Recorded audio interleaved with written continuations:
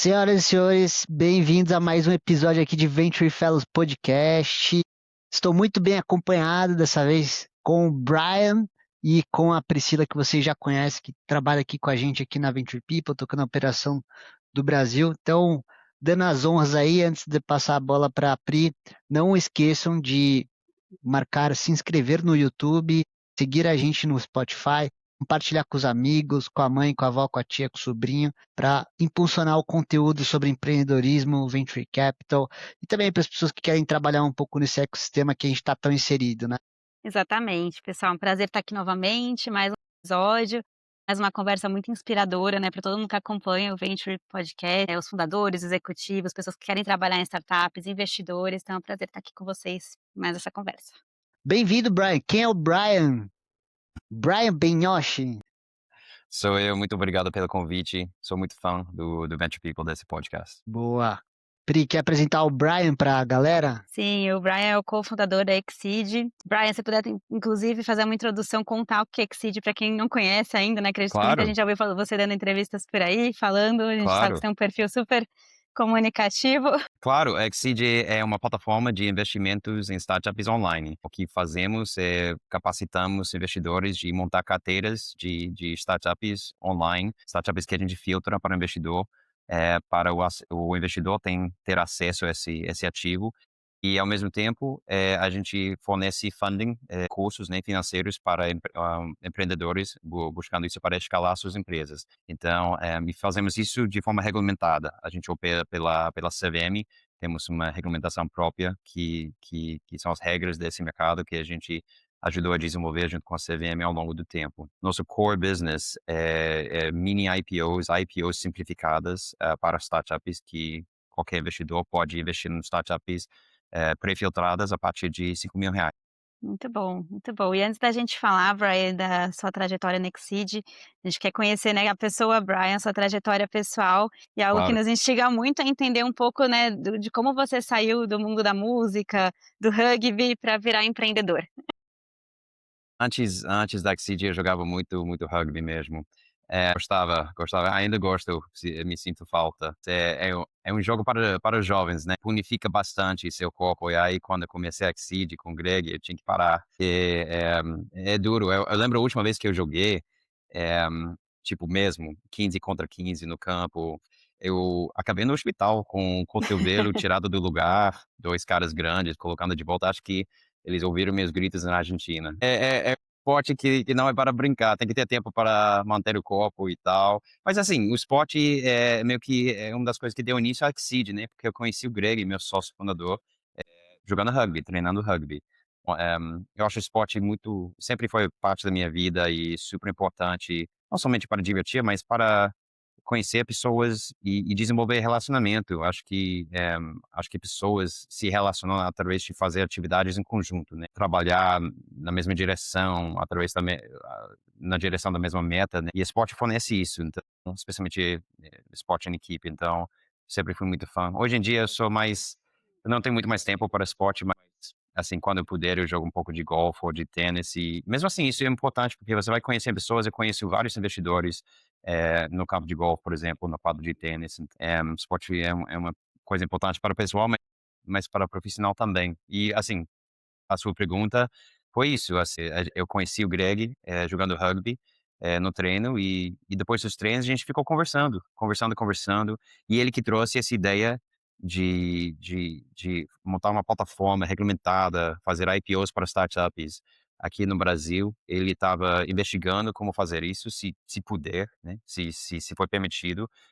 Inclusive ele não fala português, falava muito pouco na época, então ele aprendeu português estudando a regulamentação da CVM, a CVM 400, que são as regras que que regulamenta, né, ofertas públicas de valores imobiliários para as maiores empresas do Brasil. E quando a Exceed começou, a gente operou pela CVM 400. Depois desenvolvemos uma regulamentação própria que eu posso junto com a CVM, né. Mas, assim, a gente ficou conversando e, assim, a gente viu que tinha, habilidades complementares, né, que a gente podia, se ajudar um ao outro para fazer esse negócio funcionar e decidimos, trabalhar juntos. Então foi uma coisa muito orgânico. Legal. O Brian, até pegando o gancho, o pessoal percebeu que você tem um sotaque, né? Sim. Até quando a gente se encontrou, eu falei, acho que o Brian é inglês, né? Porque, cara, você é um lorde, né, Brian? Super. Quem te conhece pessoalmente sabe que você é um cara super educado, super gente fina. é, Obrigado. e, e aí, por ser imigrante, né, tem até um dado interessante, não sei se o pessoal sabe ou você sabia disso, mas nos Estados Unidos fizeram um estudo com 1.078 startups, unicórnios, né? E Uhum. dessas 1.078 startups, cerca de 44% delas foram criadas por imigrantes, pessoas que não eram originárias daquele país, né? É Sim. um número muito relevante quando você olha, né? Porque vou montar um negócio no Brasil, você imagina que é um brasileiro que vai montar. E aí, quando a gente traz a perspectiva da Exceed, você fala, você tem o Greg, né? E, Uhum. e tem você, que não são brasileiros. Sim. De onde veio essa iniciativa? Falei assim, vou trabalhar no mercado financeiro no Brasil, né? Os Estados Unidos é o polo disso, e a gente tem sérios desafios, né? Com taxa de juros super alta, Claro. uma oferta comparada com os Estados Unidos muito menor de startups. De onde veio essa vontade de querer gerar esse impacto aqui no nosso ecossistema? Milton, você está tocando em tema super interessante, mas, assim, só para dar um pouco mais contexto, Exceed foi fundado por 2 gringos, eu sou americano e o Greg é inglês. Hoje em dia, nosso CEO atual, nosso sócio Igor Monteiro, ele é brasileiro. Assim, então a gente cresceu a partir dali. Esse tema de, bom, por que mercado financeiro no Brasil? Na verdade, tanto eu quanto o Greg, nossas vidas pessoais trouxe, a gente aqui para o Brasil antes, da Exceed, e Exceed foi uma coisa posterior. A ideia não era vou sair do meu país para trabalhar no mercado financeiro no Brasil.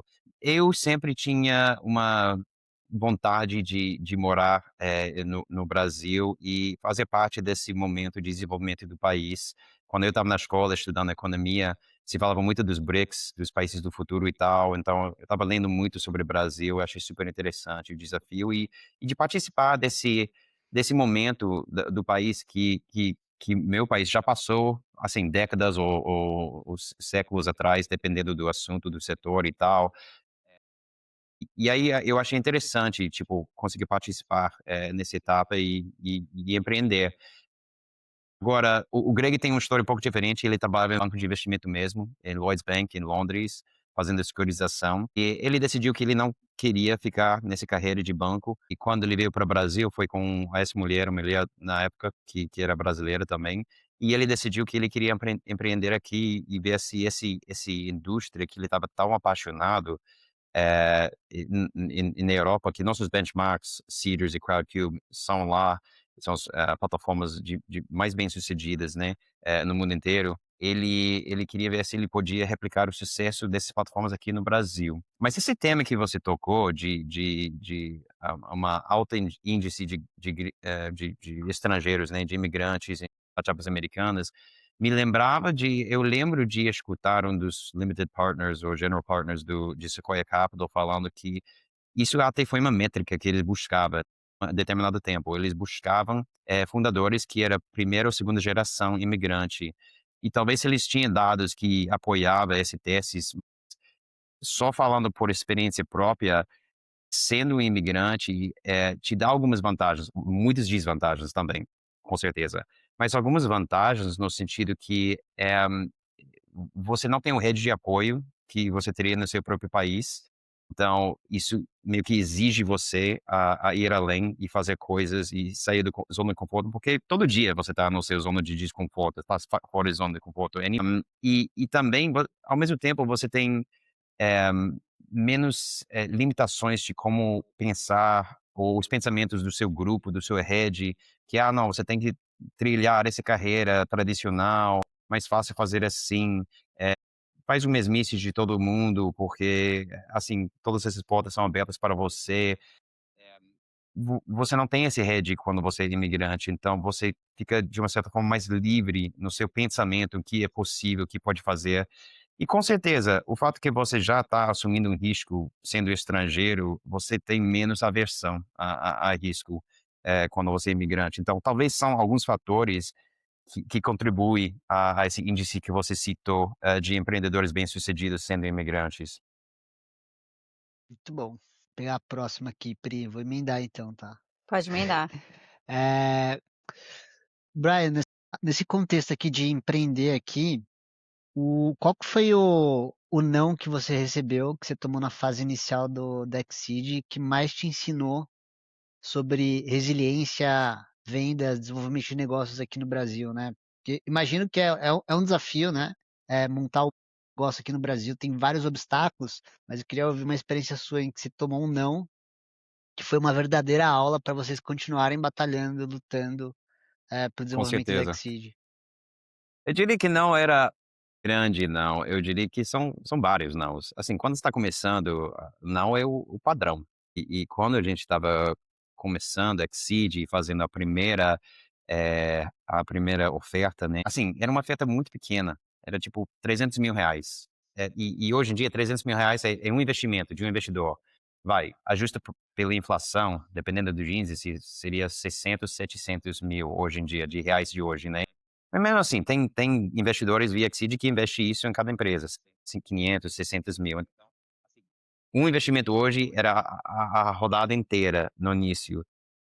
E mesmo assim foi difícil, levando vários nãos. Assim, o Brasil, plataforma, assim, não existia, então isso foi completamente nova. O brasileiro nem sabia o que era uma startup, então investiram uma startup e muitas conversas, iniciais para educar o investidor, explicar como que funciona. Então, vários nãos, na primeira rodada. E eu lembro também que até isso é uma coisa que eh, pode ser, talvez, informação interessante para um empreendedor que está começando.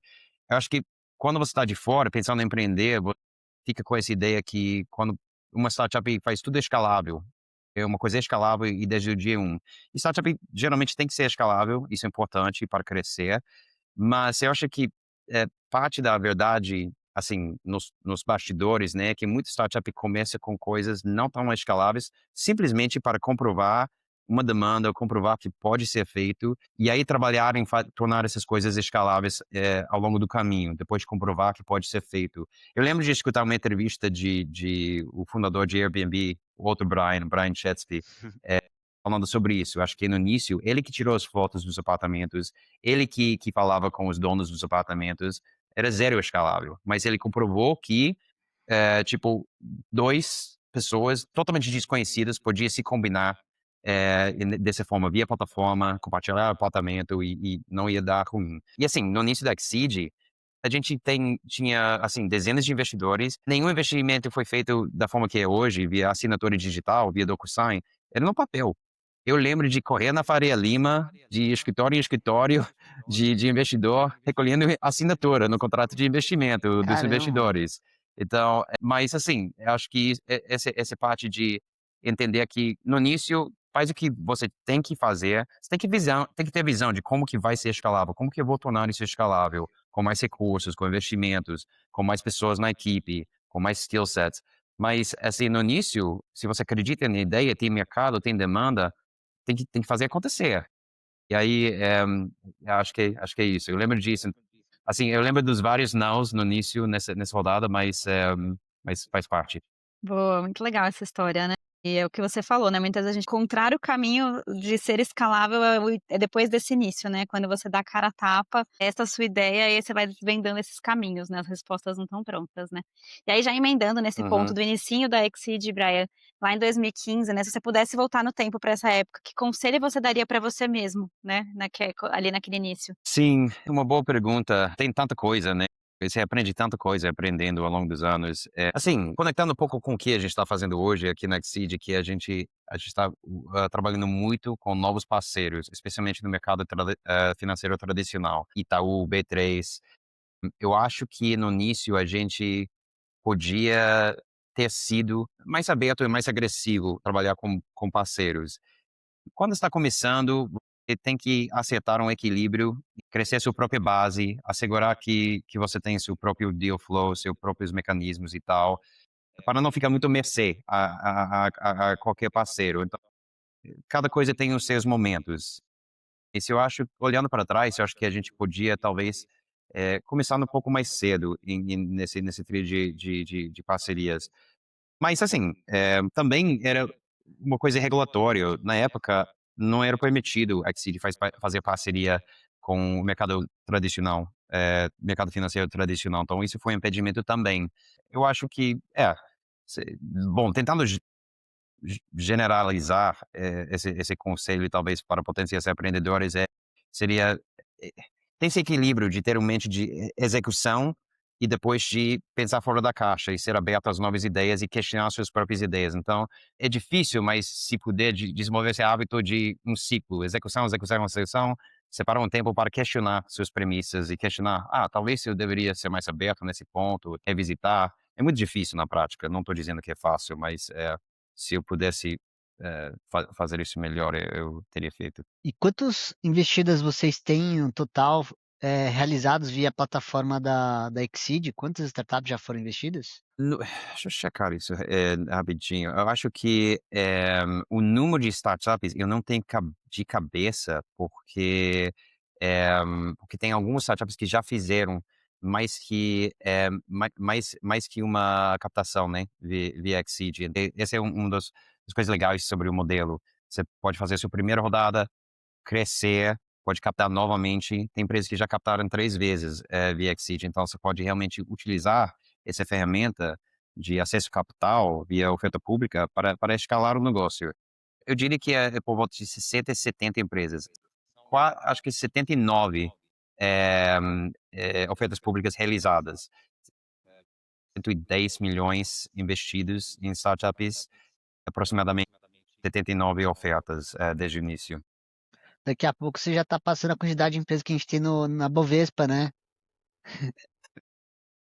Assim, os mercados públicos aqui no Brasil, com certeza não é tão voluminoso Sim, quanto nos Estados Unidos, mas, assim, está melhorando. sim, claro. Não, sim, estamos trabalhando para isso. Espero que Com certeza. continue evoluindo, né?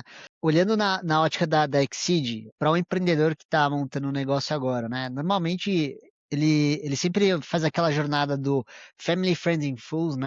Tipo, seria os amigos, os conhecidos e tal. Depois ele parte para o investidor anjo, aí ele depois parte para um fundo de venture capital. Com a entrada da prática dos mini IPOs que vocês têm democratizado aqui no nosso mercado, o que é uma jornada que você considera que seria é, ajustada para um fundador, né? Quando que ele tem que olhar para um mini IPO e quando que ele tem que olhar para um esse tradicional? Ou se as duas coisas Claro. são complementares, coexistem, não coexistem? Como que é essa dinâmica? Eu diria o que você falou, eu acho que coexistem. Eu acho que eles não são mutuamente exclusivas, não é necessariamente um ao outro. Na nossa carteira aqui na Exceed, tem empresas que já captaram via Exceed, depois captaram com VC tradicional e depois foram compradas, deu exit para os investidores.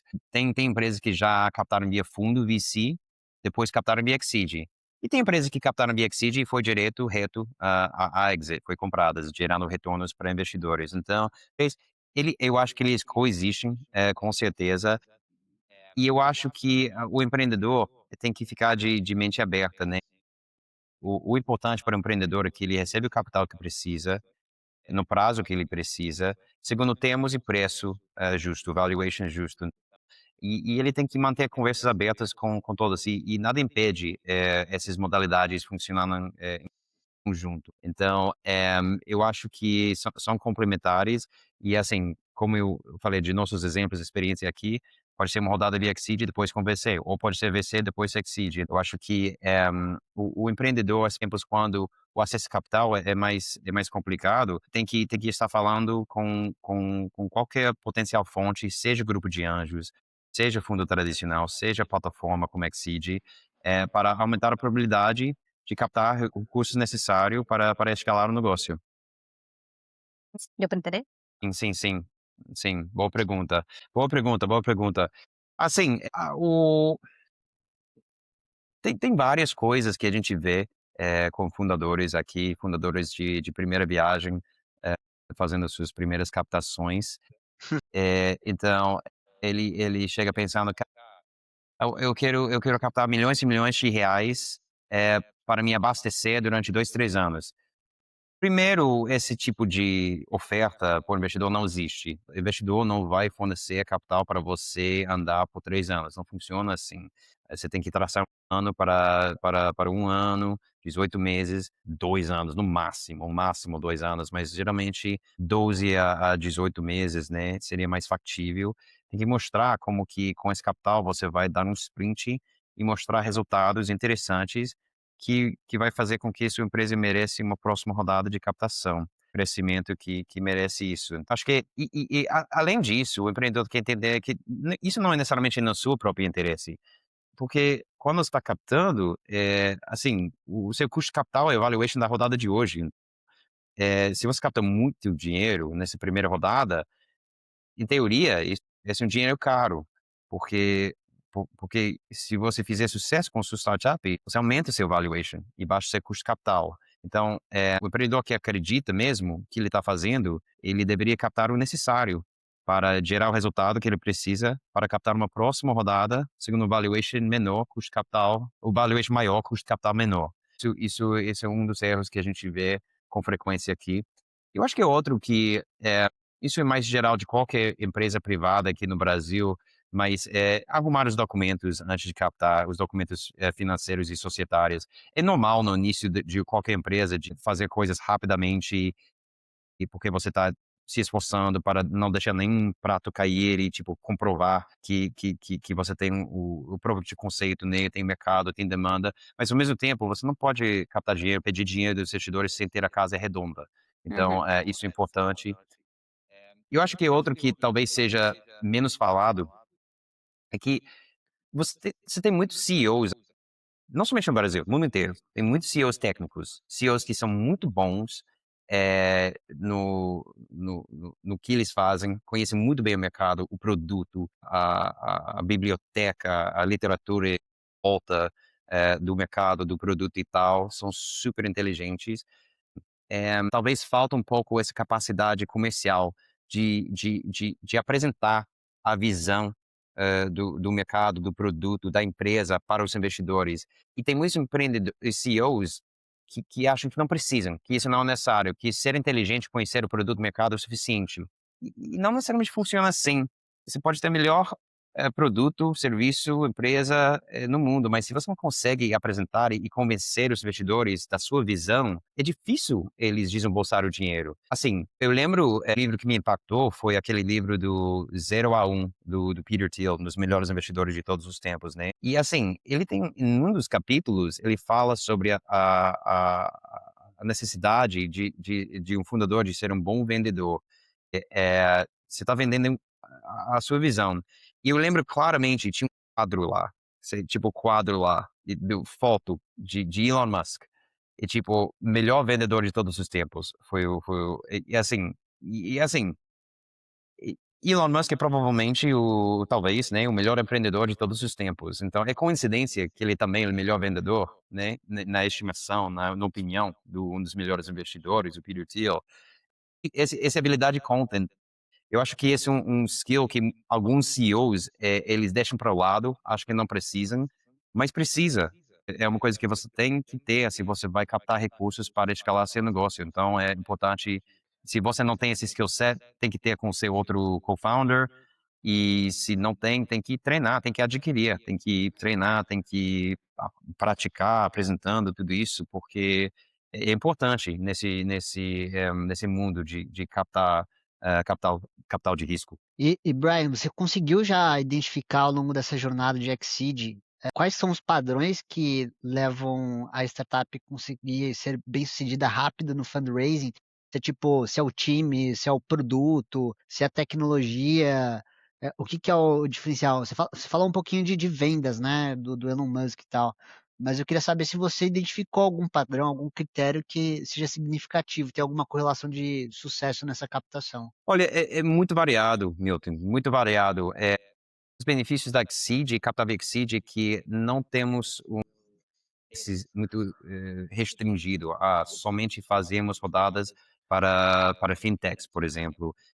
Qualquer empresa de qualquer perfil tem capacidade de captar VC, porque a nossa base de capital, a nossa base de investidores tem teses individuais super variadas.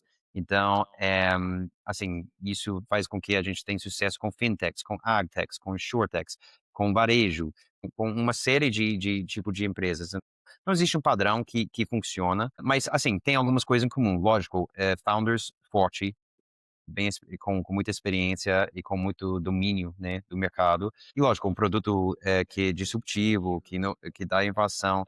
Eu diria outra coisa em comum que a gente vê aqui na Exceed, que muitas empresas têm um modelo B2B. B2B tende a ser mais, tem que ter mais aderência entre os investidores do que B2C aqui no Brasil, por uma série de fatores. Eu acho que, fora disso, é muito, muito diverso. Boa. E vocês são super criteriosos na Exceed para trazer as startups, né, que vão captar com vocês. Sim, Como que é sim. um pouco desse, né, dessa seleção, desses critérios que vocês usam? Claro. Aqui na Exceed, recebemos milhares, ao longo dos anos, né, não, mais que de empresas querendo captar, sim, tipo, acho que são mais que 7.000 empresas que já aplicaram para captar via Exceed, mas menos que 1% desse total, passa no crivo de qualidade. A gente acha isso super importante, para manter qualidade, reputação do mercado, aumentar a probabilidade de retornos para nossos investidores. Então a gente faz um crivo bem estrito aqui na Exceed. Esse número de 1% não é uma coisa que foi pré-selecionado, somente vamos aprovar 1%. Uma coisa que acabou acontecendo organicamente. Porque realmente fazemos um processo de um VC fund, tá? Quando a gente analisa essas empresas e olhamos tudo. A gente olha o potencial do mercado, o histórico dos fundadores, o potencial dos fundadores, se eles têm complementary skill sets. A gente olha quão disruptivo é o produto, concorrentes, a gente olha documentos financeiros, documentos societários, assegurar que não tem, né, que está tudo redondo, não tem nenhuma coisa que bloqueie os direitos de nossos investidores. Então, fazemos uma análise bem profundo, eh, e, assim, tentando dar um zoom out. Olha, se a empresa tem esse viés de tecnologia, alavancado em tecnologia, disruptivo, pode escalar, isso é bom, tem perfil para captar na Exceed, tem um perfil de gerar retornos múltiplos para os investidores. Mas não é somente isso na Exceed, também tem empresas que talvez não alavanca tanta tecnologia, talvez seja mais, vamos dizer, mundo real, mas tem capacidade de captar via Exceed porque desses fica em pé para o investidor, no sentido de, se tiver sucesso e bater as projeções, pode ser adquirida, tem um exit lá, pode ter empresa grande que vai querer comprar. Temos sucesso desse tipo de empresa também, que talvez não está enraizada tanto a tecnologia, mas devido à qualidade do produto, à agilidade das operações, do mercado que está atuando, dos players grandes que estão lá, que têm hábito de adquirir, esse investimento pode ser interessante também, porque o caminho até exit é mais claro, o teste para exit é mais claro para o investidor. Assim, é um processo, eh, meio que rígido aqui na Exceed, mas isso tende a produzir, assim, resultados melhores. Até agora a gente tem seis casos de exit aqui na Exceed, de empresas compradas e gerando retornos múltiplos para investidores. Quem investiu em todos os 6 seria um retorno de, mais que 40% em 2 anos e meio. Assim, nossa meta é continuar aumentando, esse número de exits e tal.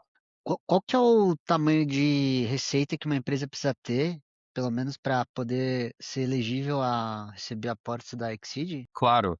A pergunta é interessante, Milton, porque geralmente, historicamente eu falava para as empresas, mínimo você tem que estar faturando, porque, aqui no Brasil, com os investidores, da forma que eles estão acostumados, é muito menos provável o investidor vai investir numa empresa pré-faturamento aqui no Brasil, como existe muito disso nos Estados Unidos, por exemplo. Então, a grande maioria, das empresas estão faturando pelo menos alguma coisa. Eu diria que, mas isso dito, eu vou dar 2 exemplos recentes que mostram, tipo, a faixa com que a gente atua. No início do ano, fechamos a maior, oferta na história desse mercado aqui no Brasil, uma biotech, se chama Sustainary Pieces, que captou quase 10 milhões de reais através da Exceed. É uma empresa com zero faturamento, pré-faturamento, mas o avanço de tecnologia que conseguiu fazer é super contundente. Conseguiu criar peixe de verdade, não é peixe sintética, peixe de verdade de células. Uma tecnologia que poucas empresas no mundo têm. Assim, empresas sem faturamento já têm oferta para ser adquirida.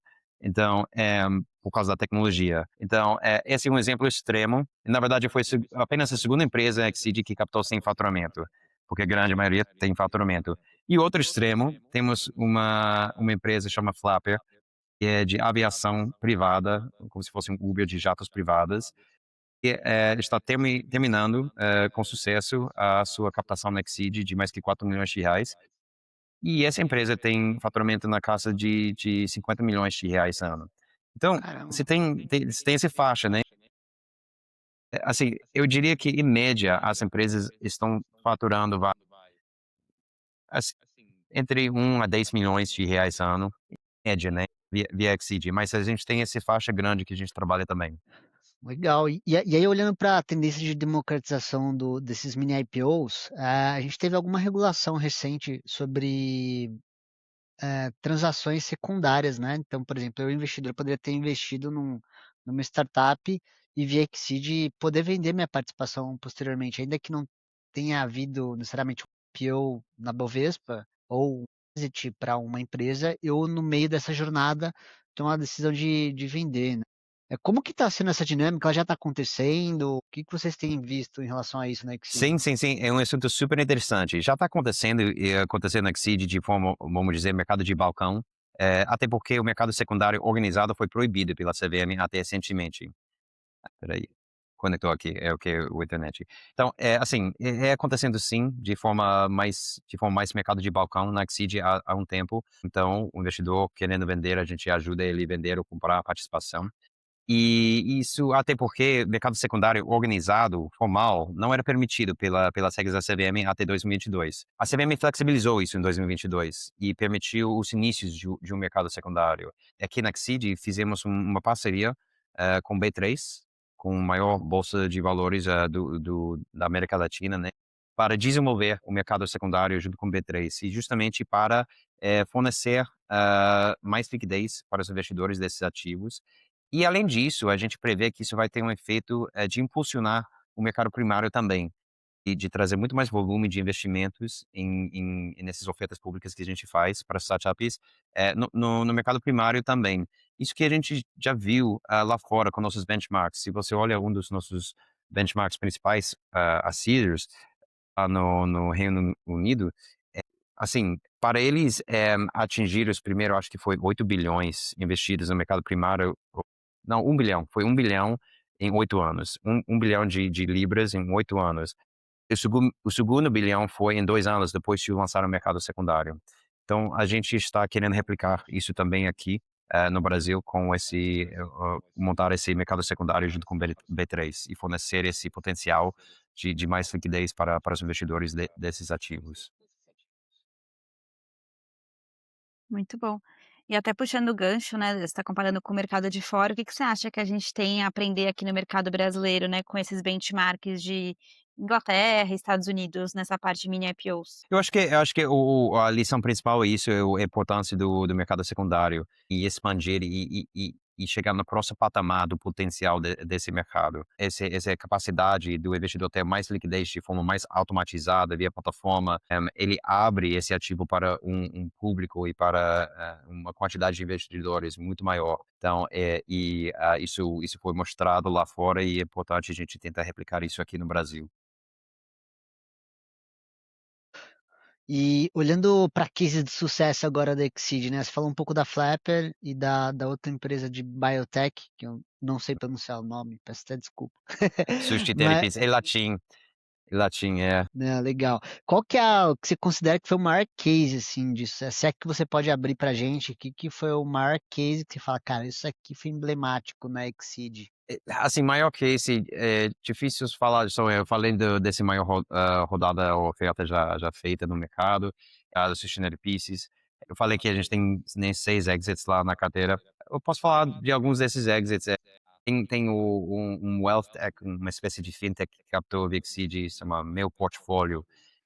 Assim, na rodada que fez VXseed foi alguma coisa muito, muito rápido. Se não me engano, captou, assim, era uma coisa de tipo 1 milhão em 6 dias, se não me engano, alguma coisa assim, foi muito, muito rápido. E depois, 1 ano depois, foi comprado pela grande fintech, Warren, então gerando retornos múltiplos para os investidores. Isso foi um caso de sucesso. Assim, tem outra empresa interessante. Acho que esse caso é interessante para o empreendedor entender assim o potencial de pivotagem. Tem uma empresa que captou via Exceed há alguns anos atrás agora, era mais no início da Exceed. Na época se chamava Alligator. E o modelo de negócios ele estava tentando replicar benchmarks dos Estados Unidos. Em vez de vender produto como se fosse um Mercado Livre, você podia alugar. Então, em vez de pagar, porque você só precisa, tipo, furar a parede, em vez de comprar a furadeira, você aluga a furadeira, devolve e tal. Esse modelo não funcionou. Eles captaram 300, 400 mil via Exceed na época. Acho que eles estavam faturando 8 mil, alguma coisa assim na época. Foi uma coisa pequena ainda. Mas depois, eles pivotaram, e agora chama Alu agora, e eles estão, assim, faturando milhões e milhões de reais por ano.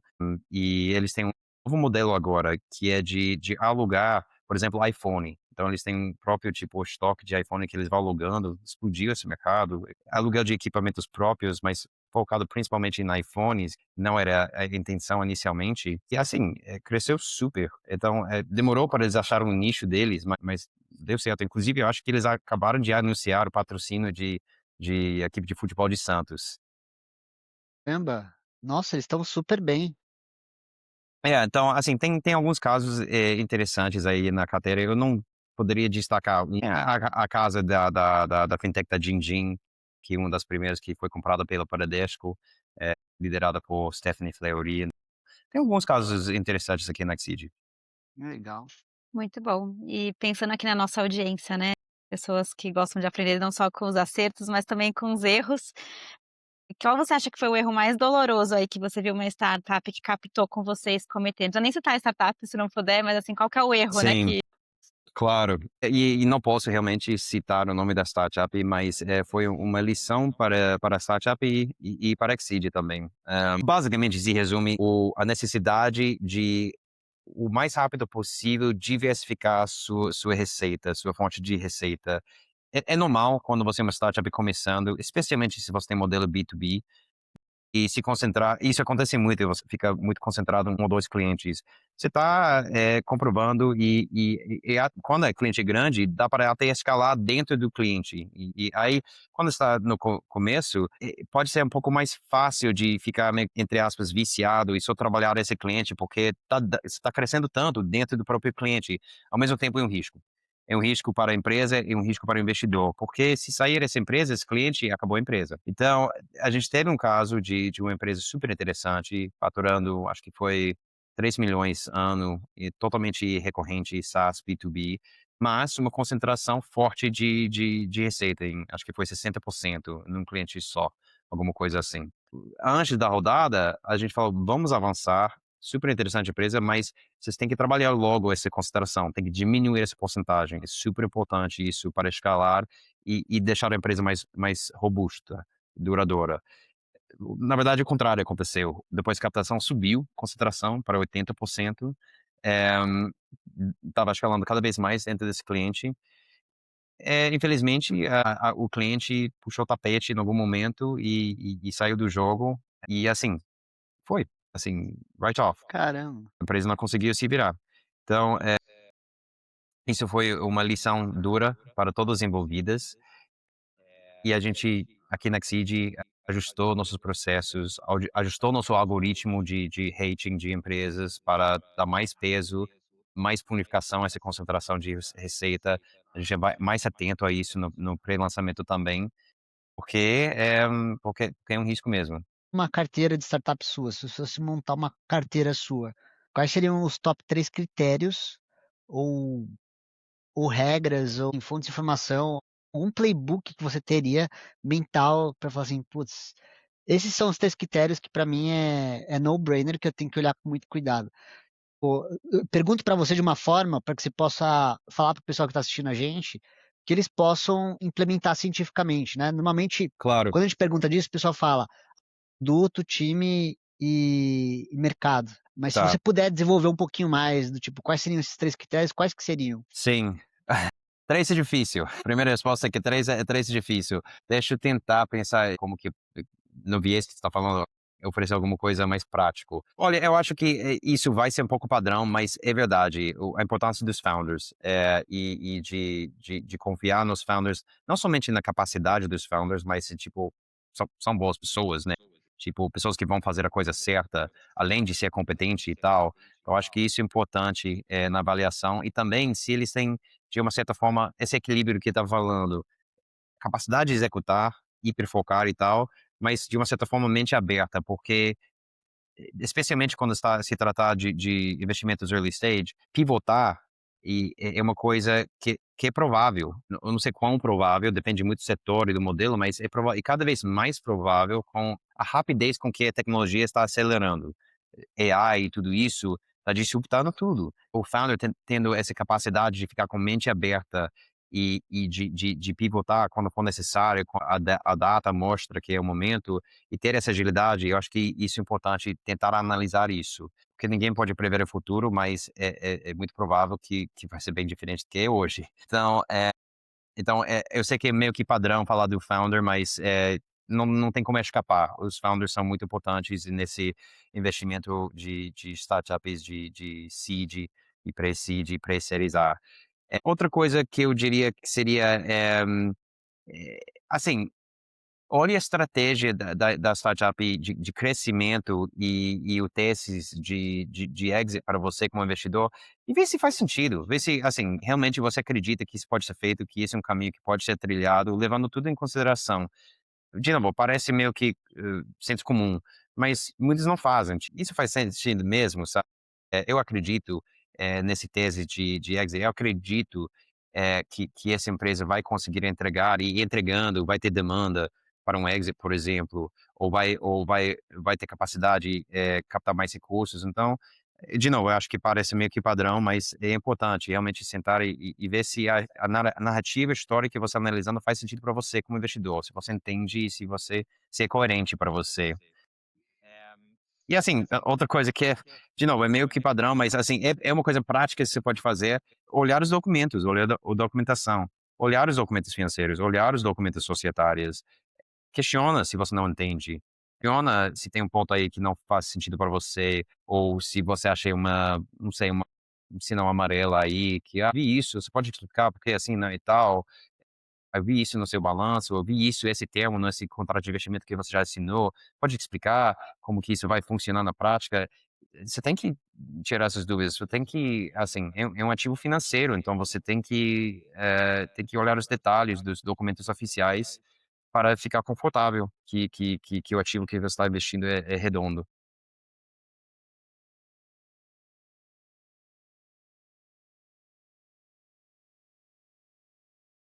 Documentação.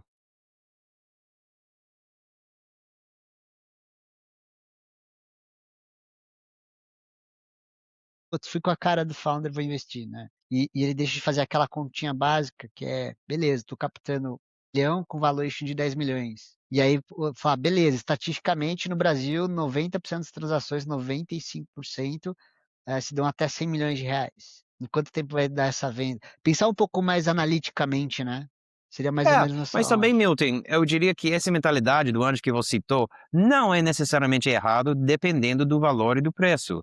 Porque, assim, se você gostou do founder e o valuation é super justo e super, vamos dizer, barato, e você tem o capital que você pode arriscar, às vezes dá. É tipo, eu nem sei o que é esse cara, mas ele é tão brilhante e o preço é tão bom. E assim, se eu perder esse dinheiro, não vai me afetar, tô dentro. Essa mentalidade não é necessariamente incorreta. Tudo depende desses fatores, de preço, sua capacidade de absorver risco como investidor. Não tem padrão que estou dizendo. O risco tem que ser precificado. Legal, muito bom. Agora mudando um pouquinho, né, a rota aqui, você falou muito da importância do founder, mas trazendo um pouquinho para a realidade de você, CEO, né? Você aí, o Brian, CEO, cofundador. Na verdade, eu sou cofundador, mas É não sou cofundador, CEO. é, É cofundador, meu sócio Igor Monteiro, que é é, o CEO que atual é o da CEO. Exceed, mas Mas sim, você como cofundador, né, com essa figura sim, de liderança dentro do Exceed, sim, exatamente. a gente já escutou você em algumas entrevistas falando ali sobre gestão de atenção, inversão, né? Eu queria que você comentasse um pouquinho como que isso Claro, impacta você na gestão, né? Como que você sim. traz isso para sua linha de gestão? Olha, eu gosto de ler, eu tento ler em qualquer cantinho de tempo que eu possa achar. Eu acho ler é tipo exercício para a mente, da mesma forma que esse ser o foco, né? Mas assim, sobre esses modelos que você mencionou, acho que você mencionou o Parkinson's, né?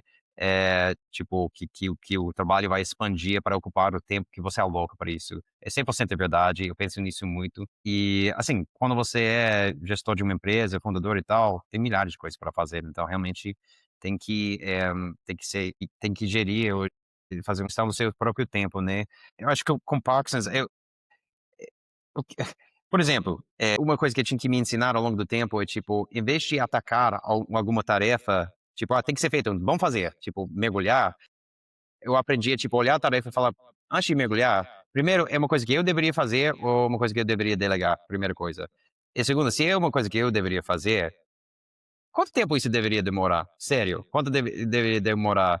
E eu boto esse limite antes de começar. Assim, eu tenho um cronômetro aqui, às vezes, quando tá ficando muito, assim, não sempre, mas às vezes eu até boto aqui, tipo, cara, vou botar meia hora nisso, vai. E isso tem um efeito muito legal, porque ele introduz na situação toda de forçamento, de força, de forçar você a produzir um resultado, de forçar a sua mente a resolver coisas.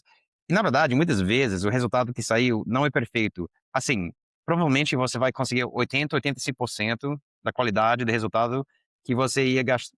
O 100% talvez você consiga com mais horas investidas, mas essas horas extra não compensa no margem, né? Então, uma coisa que eu tinha que me aprender também, tipo, tudo bem, se não é perfeito depois da primeira, pode fazer de novo, fazer outro sprint, bota mais meia hora, sabe? Ou, tipo, separa para outro dia para mais tempo, realmente é mais complicado do que eu achei. Então, acho que essa é uma das coisas que eu desenvolvi ao longo do tempo.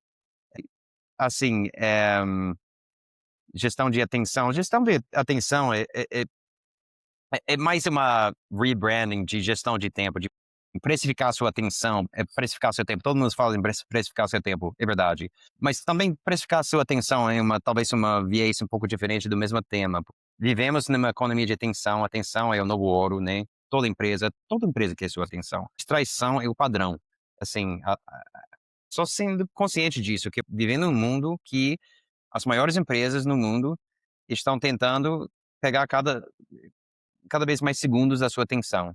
Isso tem valor dinheiro atrelado. Então, se tem valor para essas grandes empresas, deve ter valor para você também. Pô, só tendo isso em mente quando você está deixando alguma coisa ocupar a sua mente e deixando alguma coisa pegar a sua atenção, que, assim, cronometrar como se fosse taxímetro, né? Tipo, tem dinheiro aqui. Eu não sei como você vai precificar isso no seu próprio tabela de preços lá, mas, assim, ter isso em mente, que cada atenção vale alguma coisa, então você deve gastar bem. Eu sempre eu tento ficar atento a essas coisas, assim, como gestor, voltando ao que eu falei, tipo, entendendo se é uma coisa que eu deveria estar fazendo ou que outra pessoa na equipe deveria estar fazendo. Assim, o desafio sempre do gestor é, tipo, porque você não tem chefe que está mandando você fazer isso com seu tempo. Então, o desafio que você tem tipo, é aqui onde que eu estou gerando mais valor para a empresa, para meus shareholders, é aqui onde que tem o mais leverage, é mais alavancado, que eu, alocando meu tempo aqui, tem um fator de leverage aqui que vai gerar um resultado, vai gerar valor maior para a empresa. Esse é um desafio constante, é um desafio constante. Brian, a gente trabalha com recrutamento e seleção aqui para startup, né? Eu não tenho como não perguntar para você sobre o tema de hiring, você como founder. Sim. Eu gosto muito de perguntar para fundo de VC quão confortável eles estão com os founders em termos de eles fazerem a tomada de decisão de contratação de profissionais para o time. Eu não vou trazer a resposta, vou deixar aqui no ar, porque a ideia é fazer tudo bem relevante aí com vários fundos, depois para compartilhar com o ecossistema. Mas eu queria saber de você como que foi sua experiência até agora no Exceed contratando, né? Quais foram os principais erros e aprendizados que você teve contratando gente para o time, para fazer a Exceed ser o que ela é hoje? Sim, sim, sim. Olha, contratar bem é uma das coisas mais difíceis para qualquer empresa. Sendo startup e sendo empresa grande, já estabelecida, é sempre difícil. Eu acho que o processo de contratar uma pessoa é meio que quebrada. Eu não sei como consertar, aliás, tipo, eu não estou dizendo que tem uma resposta, mas por que eu falo que é quebrado? Você recebe um papel o CV, né? Você olha o LinkedIn, então você tem essas informações que eram super bem preparadas, cuidadosamente, durante dias, semanas, meses, né? Depois você conhece a pessoa durante 1 hora de conversa, num ambiente fechado, meio que roteirizado. E empresas, assim, por exemplo, empresas dos Estados Unidos, muitas empresas, o processo é ainda mais rígido. Você não é tipo uma conversa que a gente está tendo aqui. Você tem por obrigação, ou pela lei, ou pela política da empresa, que você tem que perguntar exatamente a mesma coisa para exatamente os mesmos candidatos para que você não tem viés nenhum, não está dando vantagem nenhum para nenhum candidato e tal. E a pessoa vem preparado e, assim, e esse processo tende a favorecer pessoas que são melhores, vamos dizer, vendedores deles mesmos, melhores performadores, mas não necessariamente são os melhores candidatos, que vão performar na empresa no long term. E aí você tem essa conversa, num processo mais longo, você pode ter várias entrevistas. Para posições mais sênior, você deveria ter, com certeza, porque você tem que realmente conhecer as pessoas e tentar sintetizar, trabalhar com essa pessoa. Eu acredito muito em teste, quando puder, quando aplicar para a vaga. Uma tarefa, uma teste, tipo, de uma coisa que a pessoa vai estar fazendo na empresa, ver a qualidade do trabalho, ver o prazo com quem eles retornam, por exemplo. Isso também fala muita coisa. Pode me devolver isso até sexta-feira? Devolve na segunda? Foi. Nem consegui bater prazo, por exemplo. Mas, assim, com cargos mais sêniores, não dá necessariamente para usar esse método. Eu estava escutando o podcast recentemente, o former CEO do PepsiCo, uma mulher indiana, esqueci o nome, até é difícil pronunciar. Mas quando ela estava saindo, estava obviamente contratando um novo CEO. E para uma empresa desse porte e dessa importância, é um processo de 2 anos do board, não sei quantas interações com os candidatos e tal. Tratar é muito difícil. Bom, sendo mais prático, eu acho que o teste é muito importante quando é aplicável e tentando aumentar a quantidade de data points que você pode recolher antes de fazer a proposta. O tempo que você passa com o candidato é super importante, presencial, se puder, tem muito mais valor do que por vídeo. Checar as referências, com certeza. Mas mesmo checando referências é difícil também, porque existe restrições que quão aberta a pessoa pode ser com você. Mesmo essa parte é difícil. Então, eu não tenho assim, a solução. Eu não tenho a bala de prata, né, para resolver a situação, mas eu sei que é uma das coisas mais difíceis para qualquer empresa, qualquer fundador. Fala muito Eu para acho os founders que fundamental, já tem para fazer, fundamental. e nem todos fazem, mas quando a gente faz, não é só o reference check, tem o segundo layer do reference check, né? Então a gente tem alguns processinhos muito legais que a gente consegue capturar isso para validar. Mas é bom ver, por exemplo, que você trouxe um negócio que eu vejo que é um erro muito comum dos founders, que é entrevistar as pessoas de maneira diferente, né? Você não tem um padrão, é as mesmas perguntas para todo mundo para você poder comparar. É dois pesos, duas medidas, né? Não fazer uma pergunta diferente para cada um e depois chegar a alguma conclusão. Muito, muito interessante. E na faculdade mesmo a gente também não tem nenhuma formação que ensina a gente a contratar. A gente aprende muito no dia a dia da operação. E eu acho, tipo, assim, agências terceirizadas, tipo, de headhunting, como vocês, pode ajudar muito, porque, como eu falei, recolher esses data points, né? Quando você é founder, também é, tipo, triagem de tempo. É uma das coisas mais importantes que você tem que estar dedicando o seu tempo. Não estou dizendo isso, mas tem muita coisa a fazer, então tem restrições de horas no dia, de quanto tempo você pode dedicar a isso, quanto tempo você pode passar com o candidato. Já com uma agência que está dedicada a isso 100% do tempo, eles, em teoria, têm mais tempo para ficar com o candidato, para conhecer o candidato, sintetizar isso e passar isso para o cliente. Então, pode ter uma vantagem ali. Bom, muito interessante. A gente está chegando já numa etapa final, né, mas antes da gente avançar para as últimas perguntas, eu queria te pedir um conselho que você deixaria, assim, para pessoas que estão ouvindo esse podcast, que precisaria levantar um capital nos próximos 6 meses. O que você Para, diria? para fundador querendo captar recursos, Isso. acho que a gente já passou por alguns, mas eu vou talvez reiterar e falar talvez de forma diferente. Eu diria que foquem em resultados concretos. A gente falaria em inglês milestones ou marcas que você pode apresentar para o investidor que vão mostrar claramente preto e branco que você está em um patamar diferente. Então, se não está faturando, comece a faturar. Ou pelo menos, pegue trato com assinado de intenção com o cliente B2B, que, esse projeto é teu, mesmo a gente não pagando agora, daqui a 6 meses a gente vai pagar. Mesmo isso ajuda. Assim, ter marcos concretos, eh que você pode apresentar para os investidores. E por que isso é importante? Não somente aumenta a probabilidade de receber investimento, mas diminui o seu custo de capital, aumenta o seu valuation. E aí, isso é bom para você, isso vai significar menos diluição para você, mais soldados no futuro, que resultam em maiores probabilidades de resultados bons para os investidores também, porque você vai ser menos diluído como fundador, mais soldados para frente possíveis, mais potencial para escalar. Focar nesses milestones, antes de captar é importante e ser atento a isso antes de ir captando recursos. Eu já falei, tipo, se você não tem habilidade de apresentação e você é o CEO da empresa, tem que trabalhar nisso. Isso é importante. Essa é uma peça muito, muito chave quando você está captando recursos.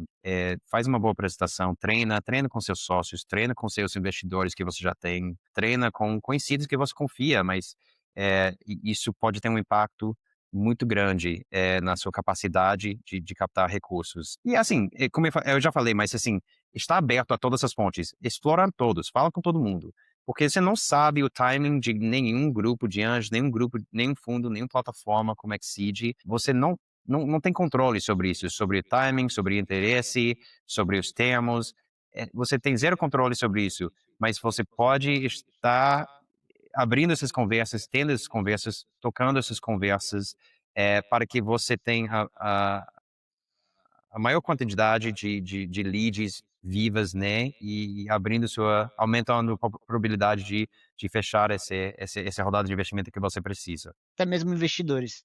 Legal. Livros, assim, tem inúmeros livros. Sim, livros para startups, todo mundo conhece os livros, assim, padrões para todo fundador. High Output Management, do Andy Grove, né? Eu já falei do Zero to One, Hard Thing About Hard Things. E, assim, esses livros todo mundo conhece e deveria ler, são excelentes. Mas outros livros que eu gosto também, que eu sempre recomendo para qualquer pessoa, não somente fundadores, mas seria Pensando em Apostas, e Thinking in Bets, em inglês.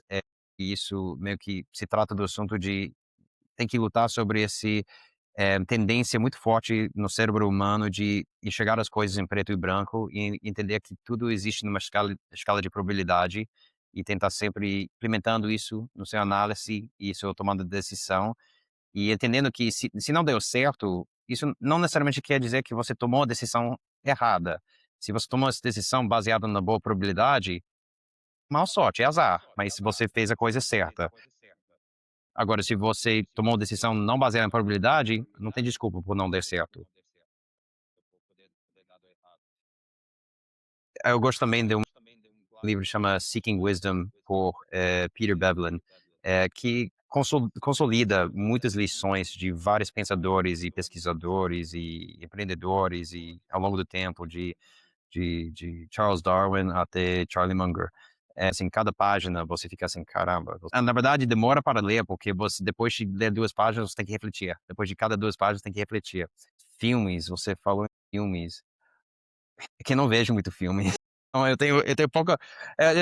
Eu diria, acho que para empreendedor, eu lembro quando eu vi esse filme, eu achei que tinha algumas conexões com o empreendedorismo. Foi aquele filme baseado no livro, foi aquele filme Moneyball.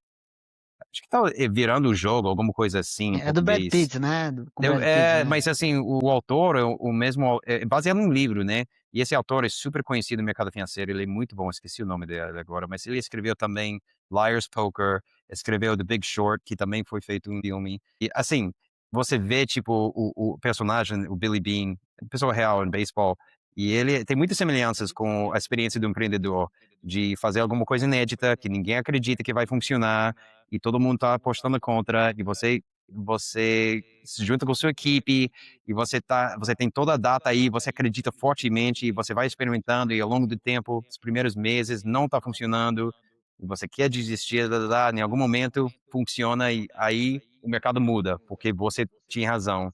mas quase desistiu porque demorou para. Então, acho que tem muitas semelhanças nesse filme com a vida do empreendedor. Muito bom. E tem alguém que te inspira nesse universo do empreendedorismo, da inovação? Assim, os padrões, né?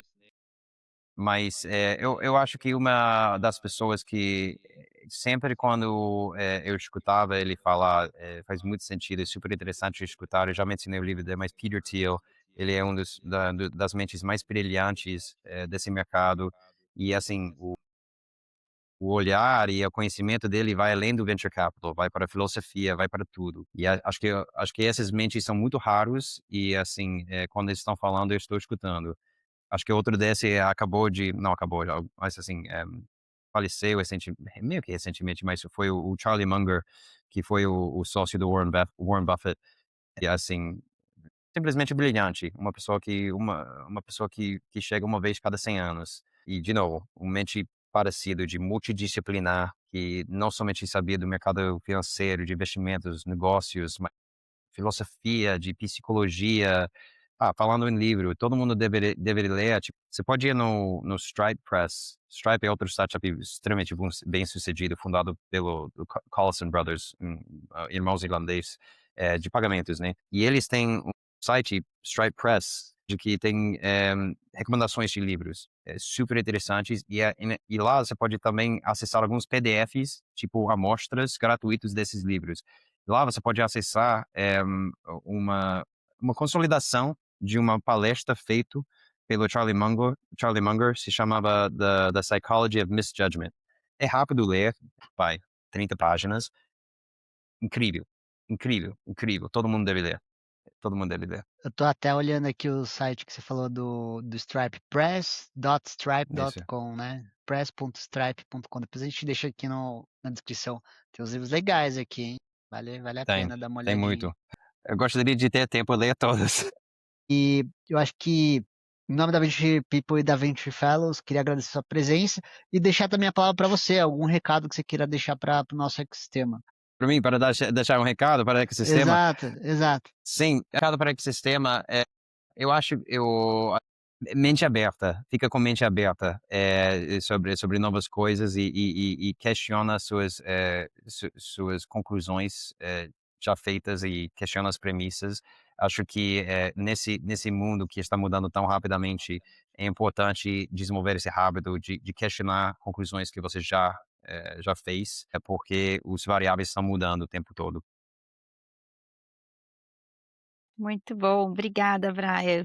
Obrigado a Obrigada por estar vocês, aqui com foi um a grande prazer. Muito gente. obrigado pelo convite, foi um prazer.